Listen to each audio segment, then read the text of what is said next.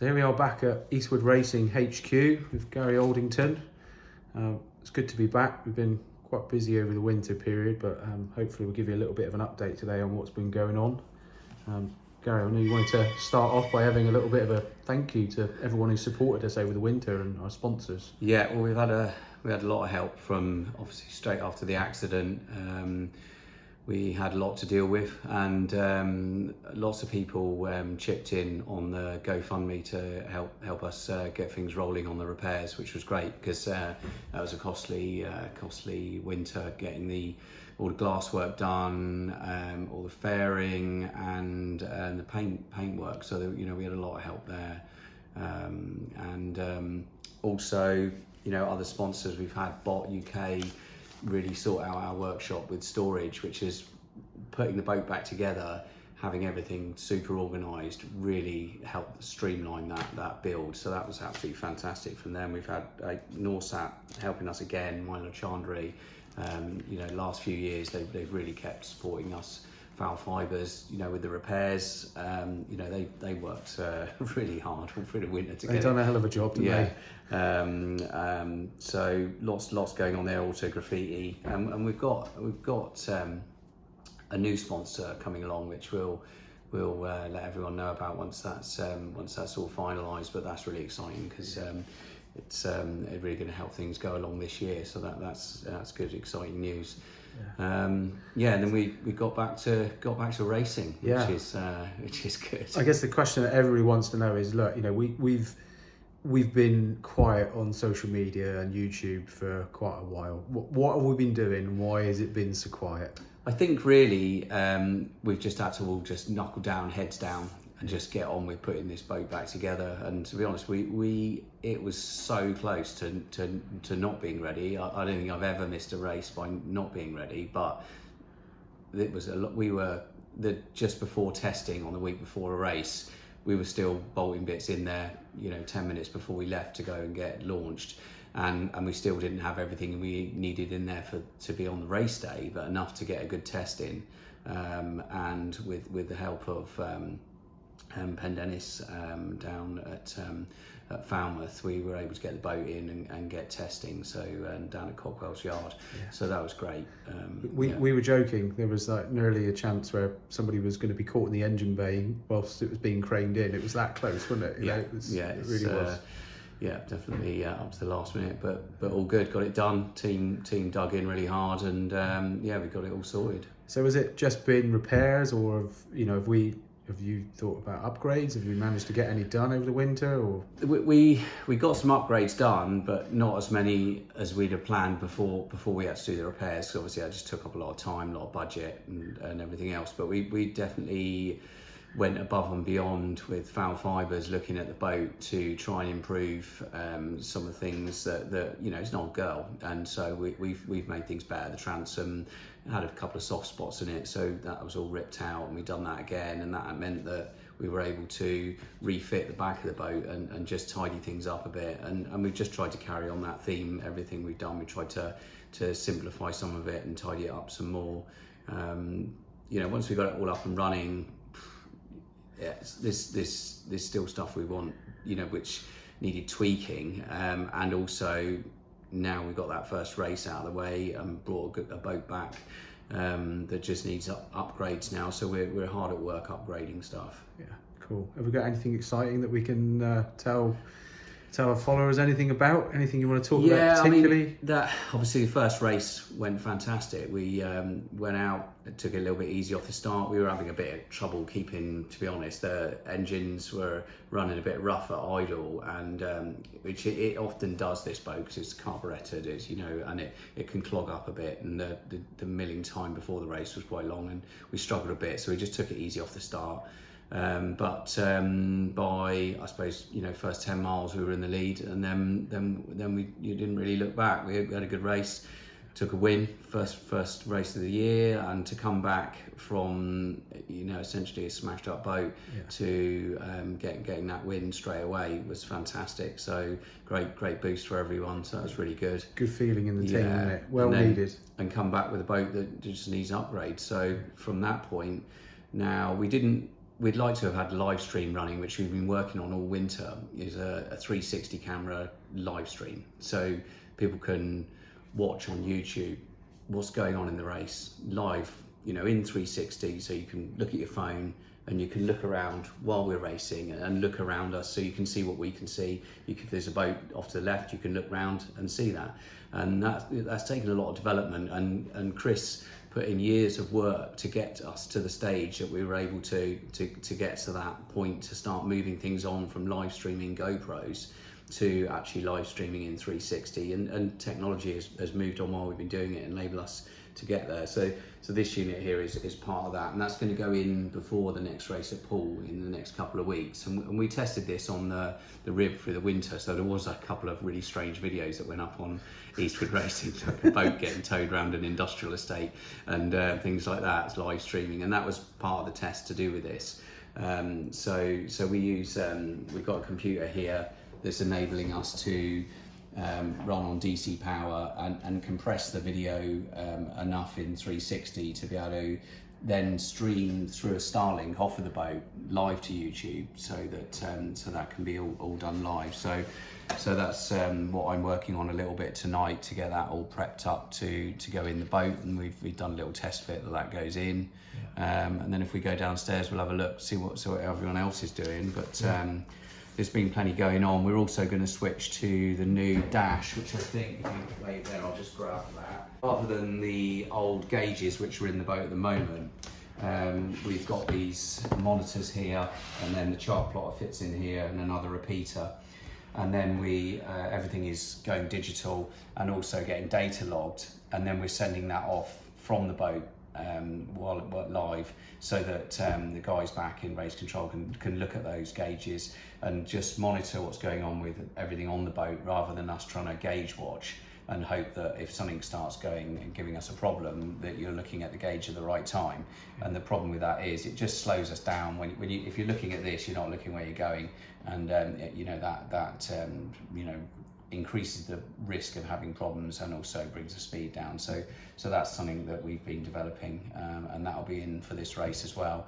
And James is up at the other unit sort of working on that right now. So that's something that we've really been planning for quite a long time with this boat, and it's just about to go in for the next race. So that's exciting. Yeah, that's cool. Yeah. So I'm going to ask you a question. You touched on the first race of the season. Yeah. What was it like being back in the boat, you and Tom, after that crash? And more importantly, describe that feeling when you crossed the line. I mean, getting back in the boat was good, but I did feel a bit rusty driving after 8 months. When you at the end of a season, you've been in the boat twice a month, and you've got loads of miles under your belt, and you're really at one with it, and you can really push. We were a little bit cautious for sure this time, and I don't think that was from anything from feeling of problems from what happened last year. It's just more like seat time. Once you start getting above 110, 115 mile an hour, it's an unstable zone for sure for the boat, and I think any boat travelling at that speed is. And I just didn't feel. And Tom was the same. We just weren't quite there yet to be pushing, above 120, and there was no need. We were just sort of managing that, and we just kept an eye along with our race control, if you like, the distance we were leading by, and just sort of manage that lead. It was great to get back in the boat. It's such an exhilarating thing, and so that felt really good. And you just sort of pinch yourself afterwards a little bit and wait until you've got a trophy in your hand to be sure that you really have one. Because there was, I think, 4 boats picked up 20-minute penalties for mark infringement. So it's really easy, as we've had before, to there's lots of marks in the Solent, and some of them quite close together.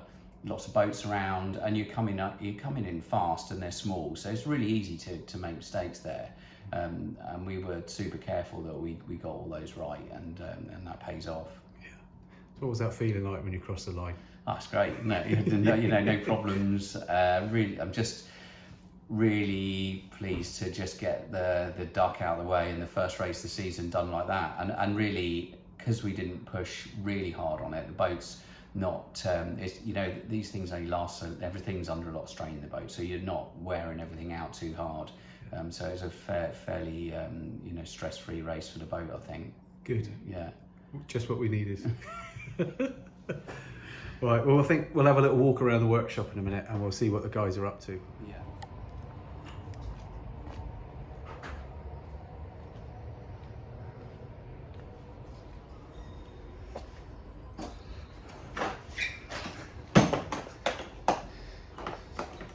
What we got going on, Gary?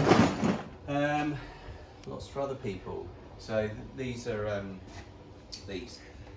other engines for other teams.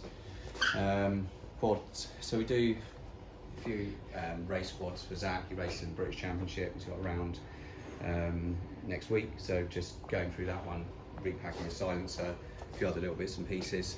So I used to race these for years. So they still come and have me look after their kit. So that. Still got the racers knocking at your door. Help I don't me, help me. One anymore, but yeah, and then beautiful big blocks with some big whipples on, and that one will be the same. So we're just trying to mock up and plumb up, but that needs to get done pretty quick. Yeah, come through, guys are in there getting all the stuff. Yeah.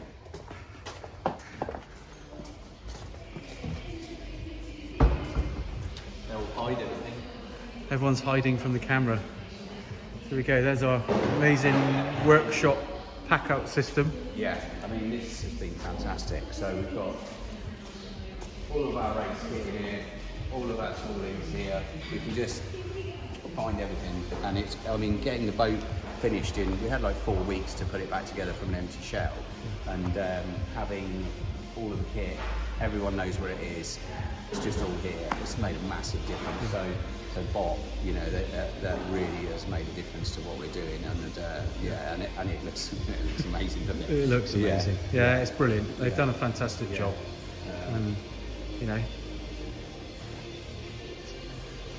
Drive-wise, it's still looking better back here. We changed a few things. You can see the transom just like super clean and tidy now.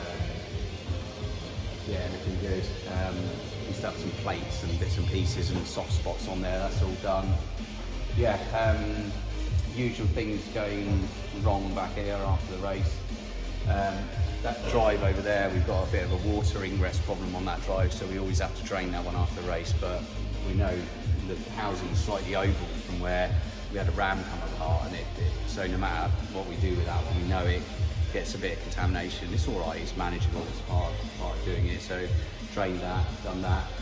We've had one of these trim indicators, I think it jammed in the cockpit, and then it's been like that. But and actually during the race it was working fine, so it must have just happened just afterwards. It was fine. Yeah, probably climb up, have a look, see what everyone else is doing in there. Catch up with the boys, see what everyone's up to.